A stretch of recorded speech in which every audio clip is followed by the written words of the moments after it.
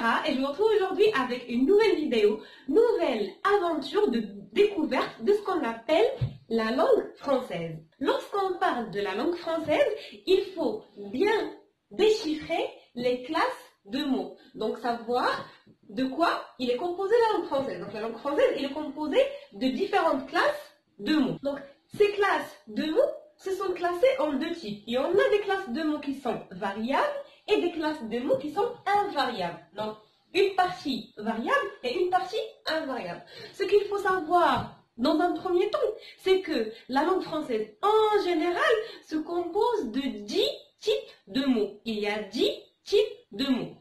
Donc, il y en a 5 en mots variables et 5 en mots invariables. On va découvrir ensemble d'une manière générale les mots variables et les mots invariables. Qu'est-ce que c'est que les mots variables et les mots invariables? Les mots variables, ce sont des mots qui varient. Ça veut dire que ce sont des mots qui changent de quoi? Qui changent de graphique, qui changent de forme en écriture. Donc, les mots variables, on trouve dans un premier temps les noms. Les noms. Et les noms sont une classe des mots. Les noms forment une classe des mots. Donc, le nom peut être un mot et le mot peut être un nom et autre que le nom. Donc, on a les noms, ils changent. On a aussi les déterminants. Les déterminants, ça vient de verbe déterminer. Qu'est-ce que ça veut dire déterminer? Déterminer, ça veut dire désigner.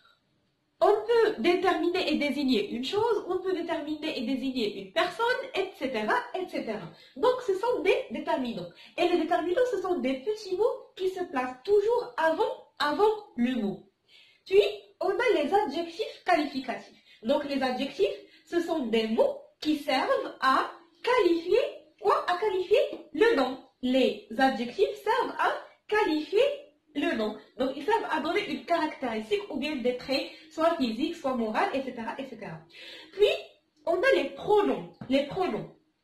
Ces pronoms servent à quoi?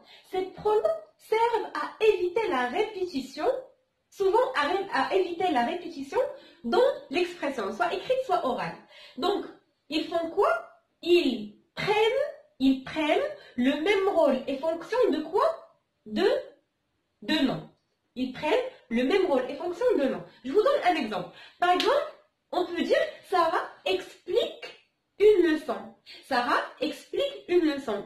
Au lieu de dire Sarah explique une leçon, on va dire elle explique une leçon. Donc elle, c'est quoi? Elle, c'est un pronom. Qu'est-ce qu'il a repris? Elle a repris la même fonction de nom Sarah. Sarah explique une leçon. Elle explique une leçon. Donc, puis on a les verbes. Donc, les verbes qui forment le noyau de la phrase. Donc, ces verbes qui forment le noyau de la phrase, ils varient selon le nombre, selon le genre, selon le mode, etc., etc. Les mots variables qui font partie des classes de mots. Donc, ce sont les 5 mots variables qui varient, qui changent d'état, qui changent de forme, dans l'expression. Donc, on a les noms, les déterminants, les adjectifs qualificatifs, les pronoms et les verbes. Maintenant, on passe à voir et à découvrir ensemble quels sont les mots invariables. Les mots invariables. Les mots invariables aussi sont 5 classes. Donc, on a les adverbes. Les adverbes. On a vu en mots variables les adjectifs. Et on a dit que le rôle des adjectifs, c'est de qualifier le nom. Ici, on a les adverbes. Si les adjectifs qualifient le nom, les adverbes, eux, qualifient le verbe. Par exemple, je marche doucement. Je marche doucement. On pose la question, comment je marche? Donc, je marche doucement. Le mot doucement est quoi? Est un adverbe. Pourquoi? Parce qu'il nous qualifie la façon et la manière dont je marche. Je marche comment? Je marche doucement, pardon. Donc, ce sont les adverbes. Après, on a les prépositions. Les conjonctions de coordination et les conjonctions de subordination. Les prépositions, les conjonctions de coordination et les conjonctions de subordination, ce sont des mots qui servent à lier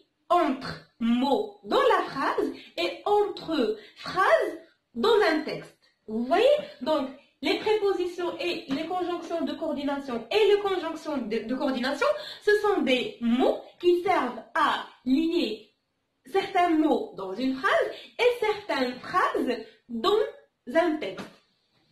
Après, on arrive aux interjections. Des interjections, ce sont des petits mots, comme par exemple au. Par exemple, vous voyez un très joli tableau et vous exprimez oh, quel beau tableau. Donc, comme expression oh, si vous êtes par exemple fâché contre quelque chose, vous disiez par exemple ouf. Donc, ce sont des mots, des expressions qui expliquent une étape dans laquelle on est. Donc, parlons des mots invariables, on trouve les adverbes qui servent à qualifier un verbe, les prépositions, les conjonctions de coordination et les conjonctions de subordination qui représentent des mots qui servent à lier entre mots dans une phrase et entre phrases dans un contexte, dans un texte, et puis les interjections. Donc, je vais essayer de reprendre dès le début. La langue française est composée des classes de mots. Donc, pour s'exprimer, soit en écrit, soit oralement, on utilise des classes, des mots dans notre expression. On a des mots qui sont variables, qui changent de forme et d'état, et des mots qui sont invariables, qui ne changent pas de forme et qui ne changent pas d'état. Parlant des mots invariables, on trouve les noms, les déterminants, les adjectifs qualificatifs, les pronoms et les verbes. Et en ce qui concerne les mots invariables, on a les adverbes, les prépositions, les conjonctions de coordination, conjonctions de subordination et les interjections. C'était un peu en général de quoi se compose la langue française comme classe de mots ou partie de discours. Nous allons aborder au fur et à mesure dans chaque vidéo une classe de discours et on va la bien détailler, la bien expliquer pour mieux comprendre. Je tiens à vous remercier aussi pour votre énorme commentaires qui me font vraiment plaisir. Et comme chaque fin de vidéo, gardez votre sourire et à la prochaine vidéo.